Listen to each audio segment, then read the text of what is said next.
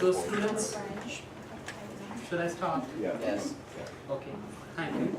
First of all, I appreciate the efforts taken by you people in learning, in advanced learning, especially Kyle, for enabling all these efforts. Let me introduce myself. I am Dr. Pranav Bansal. I have come from India a few months back over here. I was practicing anesthesiologist over there, and I am a professor in clinical skills over here, along with Dr. Mehta. So, as you people must be having some idea of phlebotomy and glucometer. What is phlebotomy? By definition, it is a technique of inserting a temporary device into the vein for the purpose of IV infusion, for the purpose of taking samples into any peripheral veins. So, what are the blood collection systems? We have Eclipse, systems like Eclipse. Then vacutainers, where we collect the blood. Holder, sleeve for vacutainer, this sleeve and tourniquet. These are all the equipments which you need for phlebotomy. Now coming to this Eclipse reader, it has a sharp end and a blunt end. This is the sharp end and this is the blunt end. This end is inserted into the vacutainer. Though it is not blunt, it seems so. It is a rubber covering. Inside it is a sharp needle.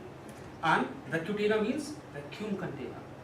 As you load this needle into it, the vacuum will suck the blood. Okay? Before that, I am covering it. First of all, we insert this cap. Then remove this. Always this eclipse, facing this eclipse is the bevel, and this should be the direction of insertion. The bevel should always face upwards. Under no circumstances, using any needle device, the bevel should be lateral or posterior. It should be always facing upwards. You can use it as a guide. After you are done, insert this, the sample will be collected. Remove it, insert second vacutainer. How much amount of blood you want to collect? It's usually 2 ml per sample, and maximum 10 ml of blood is required for all the tests you want to do, liver function, renal function and all those. After that, when you are done, you close it, and once you close it, you can't open it. It's a locking system, a protective system, so that you don't have a needle injury. And once I'll press this, it will become locked. Want to try? Any one of you?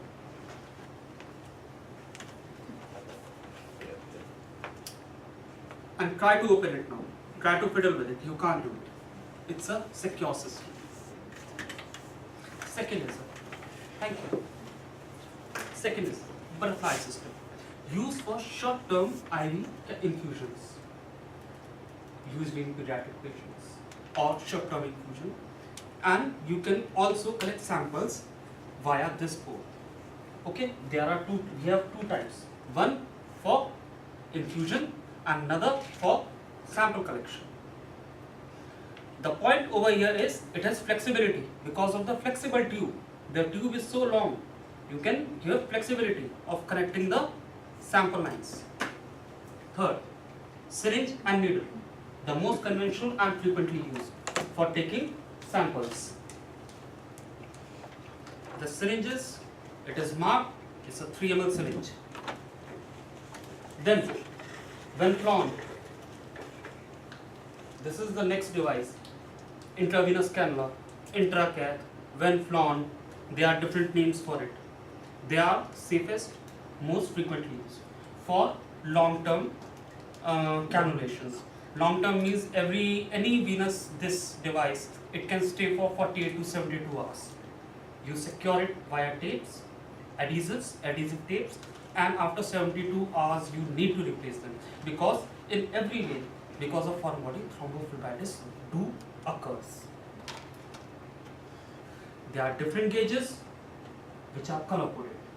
The finest one is 24 gauge, and as the number decreases 23, the gauge becomes thicker, wider.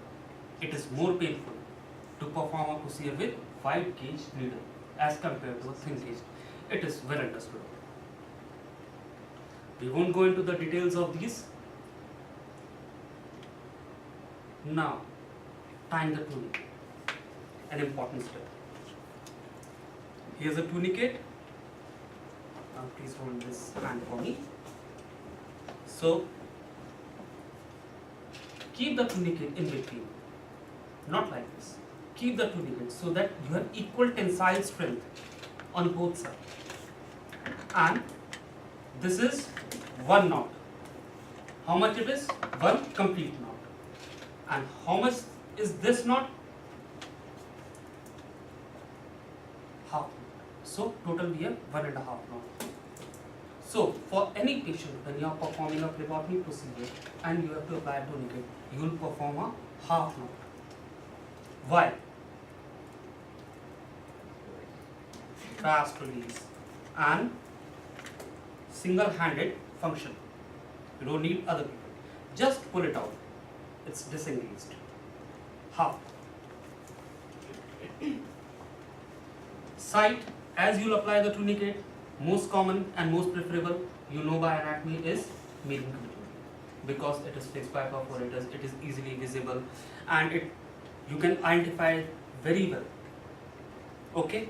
It courses from medial to lateral side on the arm, forearm. Won't go into this. Not required.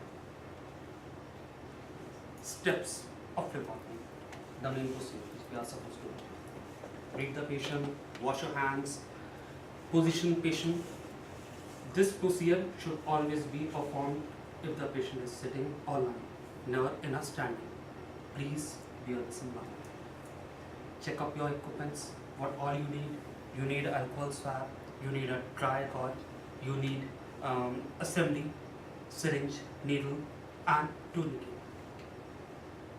Apply tourniquet. Now, for you people, you will be applying tourniquet for 2 times. First time for identification of the vein. When you first apply the tourniquet, the veins, they'll start engorging.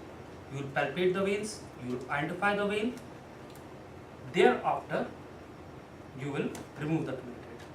Now, you will take a sterile swab and you will clean the area for 30 seconds.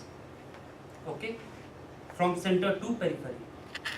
Not from periphery to center. From center to periphery. Like this. You're done? Throw it off. After that, wear gloves. Reapply the tourniquet. Take your assembly. Palpate the vein. Insert the cannula. Take the blood. Suck it. Aspirate it. Thereafter, when you complete the procedure, next important step is the tourniquet which you had applied. You will pull it out. Otherwise, what will happen? You have applied a tourniquet. The vein has become prominent. Now, you palpate the vein. You take the needle with bevel up. The angle should be no more than 30 degrees. Between 20 to 30 degrees. The bevel should be up. The needle should be tight. Otherwise, air will be aspirated. Air leak will occur. Needle is tight, bevel is up. You insert at an angle. When you insert the needle and you have aspirated for blood, your job is done. Before removing the needle, you will remove the tourniquet. Why? Yes, because you have applied the tourniquet for the reason that the vein becomes more prominent. It collects with blood. Now, if you pull out this needle like this, the gush of blood will flow out. There will be swelling, subcutaneous swelling, hematoma. So, before removing the needle, always First, remove the tourniquet. Take a dry gauge in your hand. Place it. Easy. Very important step. The angle and anchor the vein. Always. If you have not anchored the vein needs to be fixed before you are performing the procedure. If anchoring is not done, you can never perform a successful phlebotomy. That's the golden rule. One side the vein is fixed by a tourniquet. The hand is extended. If the hand will be fixed, the possibility of getting a phlebotomy, a successful phlebotomy, will decrease. The hand should be extended, the tourniquet should be applied, the vein should be anchored, okay? The angle should be 20 to 30 degrees, and you never need to go, when the bevel is in, you never need to advance more than that. If you have inserted your whole needle, please believe me, you are out of the vein. Either you have crossed the vein or either you are on a wrong track. So as your bevel goes inside, you should appreciate a drop of blood on the top of the needle. Are you getting it? No? Are you convinced? Should I repeat? No. Not yet. I'll repeat the procedure again. No, don't worry. It's okay. First of all, this is the patient. First of all, I'll apply half knot. I'll ask the patient to extend his arm. I'll look for engorgement of vein. I have identified the vein. Next step is I remove the tourniquet. Then I prepare the site using alcohol. After preparing the site with alcohol, I wear my gloves. I have palpated the vein, I have identified the vein, and I have applied the alcohol. Now I wear my gloves. I apply the tourniquet again.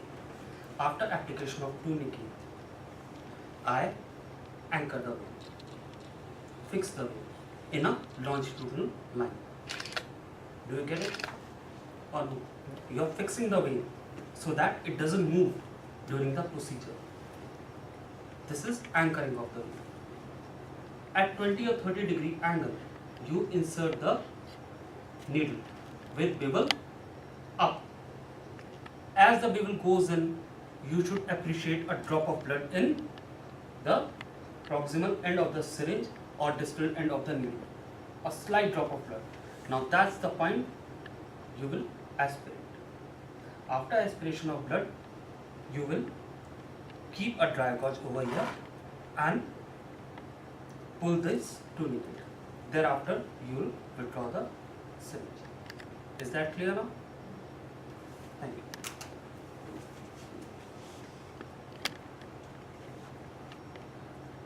Most common causes of no flow: hematoma, bevel in or near the vessel wall, or needle passes through the vein. Very frequently you cross through the vein. Or the vein becomes collapsed. If you apply too much of pressure, if I suck very forcefully, the vessel wall will collapse and blood will not come. If the angle is not between 20 to 30 degrees, if the angle is too acute, then I will cross the vein. They are the two pitfalls when you don't get. Or third thing, the vein, this is the longitudinal axis of vein. I am going somewhere at other place, in another axis, then I won't get the sample.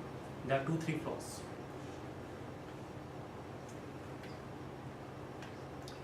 After doing the procedure, cover the sharps, discard them, and whatever samples you have taken, label them. Remove your gloves, thank the patient, and this is done. Next is doing a glucometer. Prepare the lancing device. This is the lancing device. How do you prepare the lancing device? This is the lancet. There are different colored lancets. Remove it. Insert the lancet. It is prepared. Now I will rotate it and remove this and keep it over here. I won't throw it. Lock it again. It is prepared. Next step. take an alcohol swab. Clean the pulp of the finger. Pulp. This one with alcohol swab. Dry it, because if there's too much of alcohol, it interferes with glucose evaluations. Place the lancet perpendicularly. Press it. As you will press, you will see a drop of blood. This is your strip, glucose strip, and this is how you insert it. As you will insert it, the device automatically starts and it demands a drop of blood. Where you will place the drop of blood? At this point, at the distance. You will just touch this device with the blood drop. It will suck the blood, and thereafter within 5 seconds you get the reading. As simple as that. These are the procedures.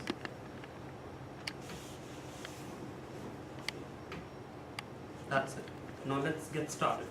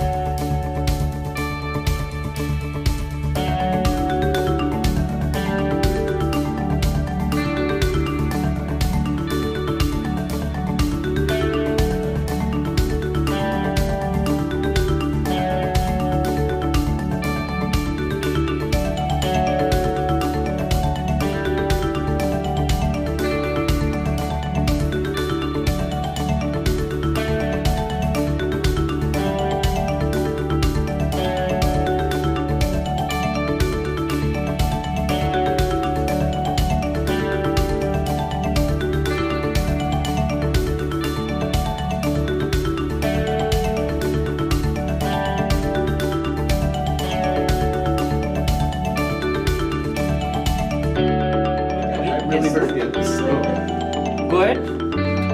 Go ahead. Bolt break. Go ahead. Go ahead. Go ahead. Go more. Go more. Yes, you are in. Now you remove this hand. Remove this hand and aspirate. Aspirate. Beautiful. Now you have done your job. Remove this tourniquet. Don't make it.